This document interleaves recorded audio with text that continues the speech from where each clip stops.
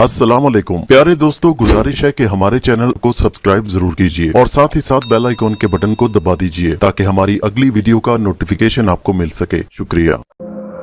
रात के 12 बजने वाले थे। उस वक्त रेलवे स्टेशन के वेटिंग रूम में मुझे मिलाकर 5 आदमी मौजूद थे। सब के सब आतिशदान के गिर्द मौजूद और कुर्सियों पर बैठे थे। हम में से 2 तो नौजवान लड़के थे जो हल्की आवाजों में खुश गपियों में मसरूफ थे। तीसरा आदमी उधेड़ उम्र का था जिसकी उम्र 50 साल के करीब थी। उसने एक लंबा ओवरकोट पहन रखा था। सर के बाल सफेद और काले थे। उसके होंठ पतले पतले और कदरे भेंचे हुए थे। उसके पास बैठे वाले शख्स की उम्र भी कोई 30 साल के लगभग थी। उसने ऊनी शाल ओढ़ रखी थी। सिवाय इन दोनों नौजवानों के हम में से हर शख्स खामोश था और ट्रेन की आमद का मुंतजिर जो कि 1 घंटा लेट थी। कल रात मैंने एक कहानी पढ़ी कि फिर मैं सो नहीं सका। नौजवानों में से एक ने दूसरे को हाथ में पकड़ा हुआ रिसाला दिखाते हुए कहा। मैंने उनकी तरफ देखा। वो किसी डाइजेस्ट की पुरस्कार कहानी का जिक्र कर रहा था। सरवर्ग पर एक बड़ी सी इंसानी खोपड़ी थी जिस पर एक खूंखार गिद्ध बैठा हुआ था। तो तुम्हें डरावनी कहानियां पसंद है? दूसरे ने पूछा। लेकिन मुझे तो सब बकवास मालूम होती हैं। आज के जदीद दौर में भला इन भूतों पर कौन यकीन करता है? उसने तबसरा करते हुए मेरी जानिब देखा और मुस्कुराया। तो तुम्हें इसका मतलब है कि पुरस्कार कूतों पर यकीन नहीं? अचानक उस काले ओवरकोट वाले उधेड़ उम्र आदमी ने पहली बार बोलते हुए नौजवान की तरफ देखकर कहा। बात तो कुछ ऐसी ही है, नौजवान ने मुस्कुराते हुए कहा। तुम अभी बच्चे हो, उधेड़ उम्र शख्स ने आहिस्ता से कहा। मुझे देखो, मैं तुम्हें एक बूढ़ा शख्स नजर आता हूँ, लेकिन अगर मैं तुमसे कहूँ कि मेरी उम्र मुश्किल से 30 साल होगी तो क्या तुम यकीन करोगे? यह सुनकर हम सब हैरत के जज्बे के तहत उस तरफ देखने पर मजबूर हो गए। लड़के की समझ में ना आया कि क्या जवाब दे। अरे तुम क्या, कोई भी यकीन नहीं करेगा, बूढ़े शख्स ने कहा। और जिन वाकयात से मैं गुजरा हूं उनसे गुजरने के बाद मेरा जिंदा रहना भी किसी मौजज़े से कम नहीं। यकायक उसका लहजा अफसरदा हो गया। मुझ जैसा दलेर शख्स इस हाल को कैसे पहुंचा, ये एक लंबी कहानी है और मैं ये सब कुछ तुम्हें इसलिए नहीं सुना रहा कि तुम्हें डराऊं, बल्कि सिर्फ इसलिए कह रहा हूं कि तुम ये सोचना छोड़ दो कि पुरस्कार वाकयात से दुनिया का दामन खाली है। एकदम वो रुक गया और आतिशदान को घूरने लगा। मुझे और शायद सभी को उसका यूं चुप हो जाना कुछ अजीब सा लग रहा था। दिल चाह रहा था कि वो बात करे। वैसे मैं देख रहा था कि लड़कों के चेहरे पर शरारत थी, हालांकि वो जुबान से कुछ नहीं कह रहे थे। अगर आप मुनासिब समझें तो हमें अपनी कहानी सुनाइए, दूसरे नौजवान ने कहा। गोया उसने हमारे दिल की बात कह डाली। जवाब में अजनबी ने कलाई पर बंदी घड़ी पर वक्त देखा और कहने लगा, ये लोग मेरी कहानी सुनना चाहते हैं, शायद इन्हें मेरी बात का यकीन नहीं। अरे जी नहीं, ये बात नहीं है, आप यकीन करें, सच्ची बात सुनने का हम सबको इश्तियाक है, मगर ये एक लंबी दास्तान है। वो तजब्जब में डूब गया। आप फिक्र न करें, ट्रेन 1.5 घंटे से पहले नहीं आएगी, अजनबी के दाहिने हाथ पर बैठे शख्स ने गुफ्तगू में हिस्सा लेते हुए कहा। अजनबी ने कहा, ठीक है, अच्छी बात है। फिर उसने जेब से पाइप और पाइप में तंबाकू भरने लगा। पाइप जलाकर उसने लंबा कश लिया और धुएं का मरगोला मुंह से निकालते हुए उसने अपनी कहानी सुनानी शुरू की। ये आज से 5 साल पहले का जिक्र है। पुरस्कार वाकयात की इब्तिदा हुई जिनके नक्श मेरे चेहरे पर हैं। मैं नया नया कॉलेज में था। माँ बाप का साया बचपन में ही सर से उठ चुका और उनके इंतकाल के बाद अब जरूरी हो गया कि मैं खुद अपने पांव पर खड़ा हो जाऊं। कुछ कोशिश के बाद मुझे एक मुलाजमत मिल गई और मेरा तबादला कर दिया गया। नए शहर में पहुंचकर चंद दिन एक होटल में काम किया। इस अरसे में मुझे रिहाइश की तलाश थी। एक मकान चाहिए था जो जल्द ही मुझे मिल गया। वो मकान शहर के एक सिरे पर तंग गलियों के दरमियान वाक़या था। उसमें एक आंगन और सिर्फ एक कमरा था और एक किचन। कमरे में एक अलमारी भी थी। उसका किराया बेहद कम था, लिहाजा मैंने देखते ही ले लिया। और आप यकीन करें कि मेरी मुसीबतों का आगाज यहीं से हुआ। मैं आज भी सोचता हूँ काश मैंने वो मकान ना लिया होता, मगर लिखे को कौन टाल सकता है। जो मुकद्दर में होता है वो होकर रहता है। ये कहकर उसने रुककर पाइप मुंह से लगाया, 2-3 लंबे कश लिए, फिर फिजा में धुआं बिखेरते हुए बोला। उस मकान में 6-7 दिन निहायत आराम से गुजरे और फिर उसके बाद एक पुरस्कार अजीब चक्कर ने मुझे अपनी लपेट में ले लिया। वो मेरी उस मकान में 8वीं रात थी। मैं उस दिन कोई 10 बजे घर लौटा। तकरीबन 1 घंटे के बाद मैंने दरवाजा बंद किया। 1 घंटा मैं किताबें पढ़ता रहा। फिर मैंने कुंडी लगाई। बाहर का दरवाजा पहले से बंद था। फिर मैंने लाइट ऑफ की और कमरे में लेट गया। दिसंबर के दिन थे और रात बेहद सर्द। मैं लिहाफ में दुबका हुआ था। रात के कोई 2 बजे होंगे। अचानक मुझे महसूस हुआ कि जैसे कोई आवाज आई हो। आंखें खोलकर देखा तो कमरा अंधेरे में डूबा था। सिर्फ रोशनदान से चांदनी अंदर झलक रही थी, जिससे कमरे की तारीकी यानी अंधेरा कुछ कम हो गया। पहली नजर में मुझे कोई खास चीज महसूस ना हुई, हर चीज अपनी जगह पर ज्यों की त्यों थी। लेकिन दूसरे ही लम्हे गौर से देखने पर एक खास तब्दीली का एहसास हुआ कि अलमारी का एक दरवाजा खुला था। मैंने लेटे लेटे सोचा शायद मैं सोने से पहले इसे बंद करना भूल गया। फिर भी मैंने किसी ख्याल के तहत उठकर देख लेना ही मुनासिब समझा। मैंने उठकर लाइट ऑन की, हर तरफ देखा। भला कमरे के दरवाजे की खिड़की अंदर से बदस्तूर बंद थी। फिर मैंने बढ़कर अलमारी का खुला हुआ पट बंद कर दिया और उसका हैंडल ठीक से जमा दिया। उससे फारिग होकर मैं दोबारा बिस्तर में घुस गया और जल्द ही मुझे नींद आ गई। सुबह जब मेरी आंख खुली तो मैं चौंके बगैर न रह सका। अलमारी का एक पट रात ही की मानिंद फिर खुला हुआ था। आखिर ये खुल कैसे गया? मैं देर तक बिस्तर पर बैठा सोचता रहा, लेकिन कोई माकूल वजह समझ में ना सकी। तंग आकर मैं उठ गया। मैंने बहुत जोर के साथ पट को बंद कर दिया और ऑफिस जाने की तैयारी करने लगा। बूढ़ा शख्स इतनी बात सुनाकर चुप हो गया।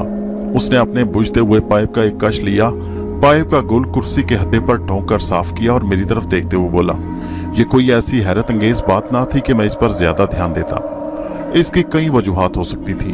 हो सकता है दरवाजा खराब हो, और ये भी हो सकता था कि मैंने जल्दी में हैंडल ठीक से घुमाया ही ना हो। बहरहाल ये बात दिन के कामकाज में जहन से निकल गई। दिन ढले घर में लौटा। मामूल के मुताबिक कोई 11 बजे मैं सोने के लिए लेट गया। इस बार मैंने तमाम दरवाजे अच्छी तरह बंद कर लिए। मैं पूरी तरह मुतमईन था। मेरी नींद अभी ज्यादा गहरी नहीं थी कि अचानक मेरी आंख खुल गई। यकीनन खटका खासी जोर से हुआ था। मैंने फौरन ही अलमारी की तरफ देखा, उसका एक पट खुला था। हैरानी का दौर अभी खत्म नहीं हुआ था कि एक और झटके से दो चार होना पड़ा। करीब ही कोई साया सा खड़ा था और फिर जल्द ही मुझ पर हकीकत वाज़ेह हो गई। उसके हाथ उठे और अपनी टाई ढीली करने लगा। कमरे की तारीकी में भी उसकी हरकत वाज़ेह थी। उसने फौरन ही झुककर जूते खोले और कोट उतारकर अलमारी में लटका दिया।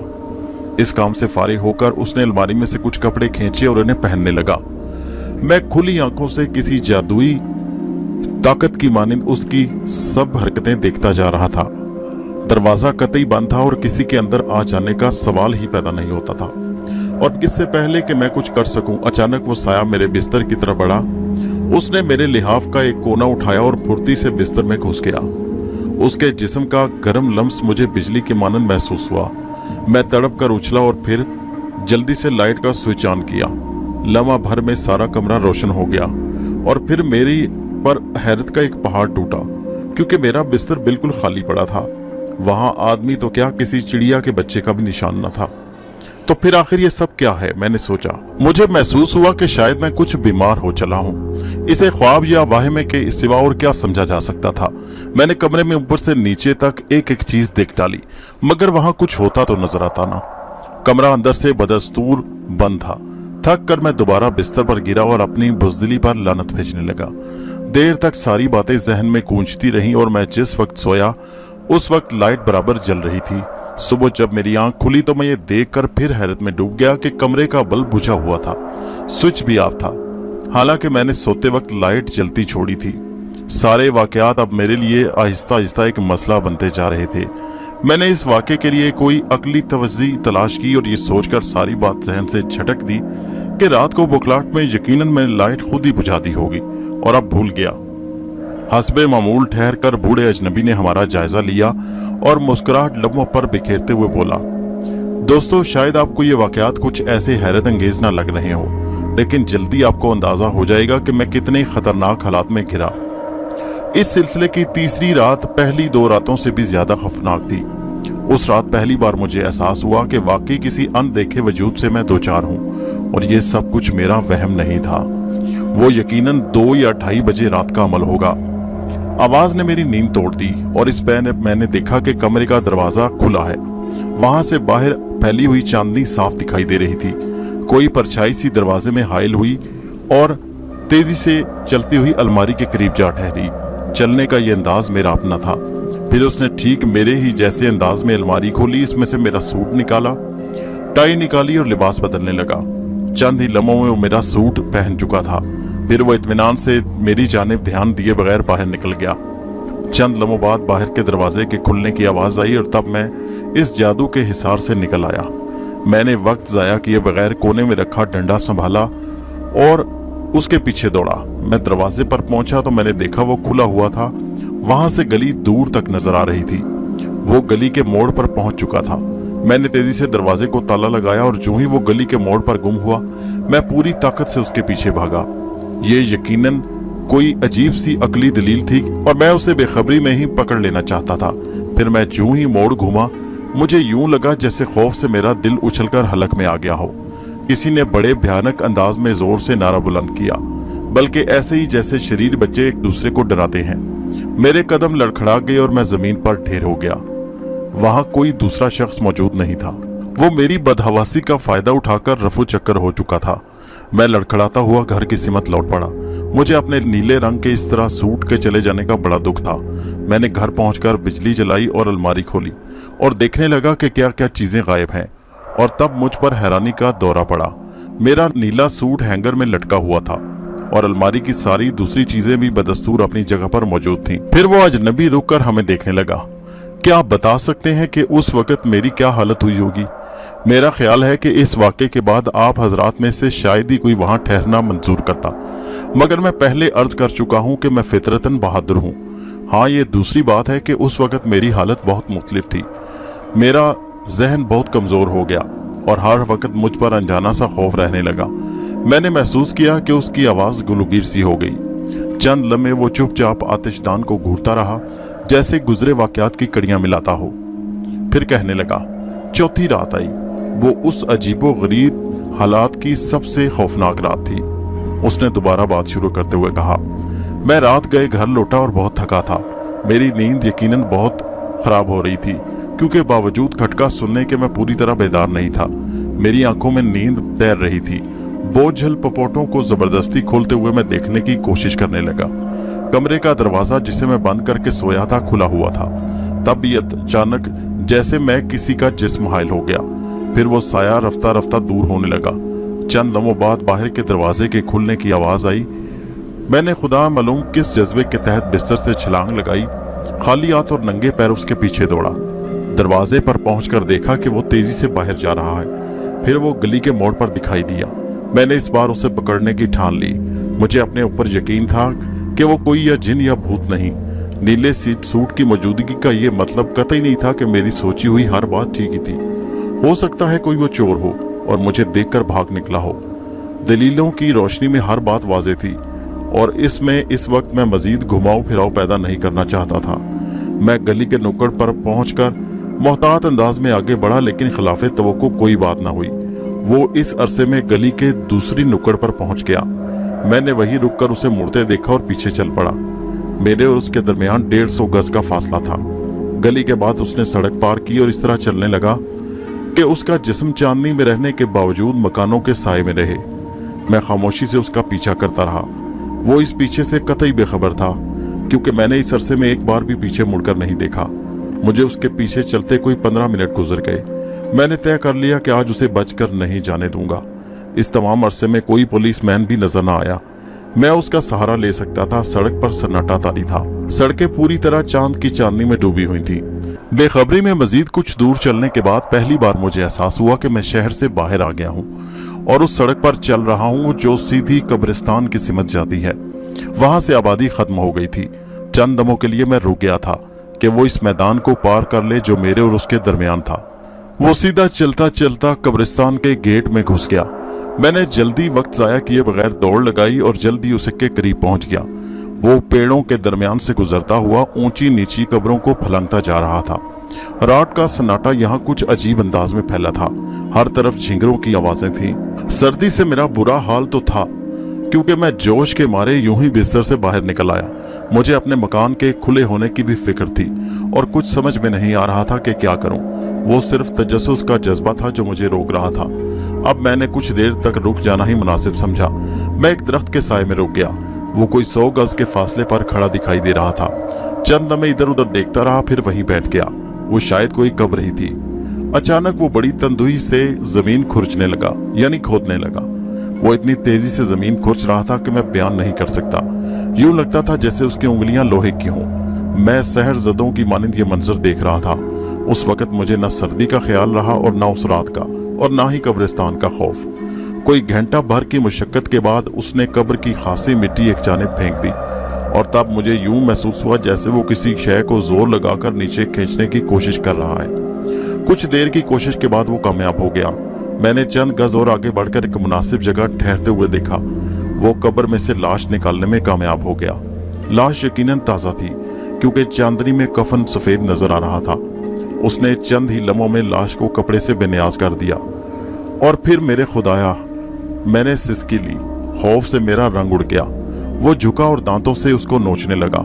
बोटियां उतार कर वो यूं चबा रहा था जैसे गोश्त खाते हैं। ये मंजर ऐसा लर्ज़ाखेज था कि मैं खौफ के मारे कांपने लगा। फिर मैं खौफ की शिद्दत से वहां दौड़कर वापस भागा। मेरे लिए वहां ठहरना मुमकिन नहीं था। 20 मिनट का रास्ता मैंने 10 मिनट से भी कम वक्त में तय किया और जब मैं घर पहुंचा तो मेरा सारा जिस्म पसीने में नहा चुका था। हालांकि सख्त सर्दी थी। मैंने दरवाजे को अच्छी तरह बंद किया और इस हालत में सुबह तक जागता रहा। इस अरसे में मैंने फैसला कर लिया कि मैं इस मकान में हरगिज नहीं रहूंगा। सुबह होते ही मैंने मालिक मकान का हिसाब साफ किया और एक होटल में चला गया।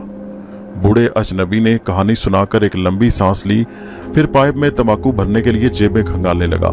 हम सब उस हैरत अंगेज कहानी के असर में डूबे थे कि हमें उसका चुप होना अच्छा नहीं लगा। हर शख्स अजीब सी नजरों से उसे देख रहा था।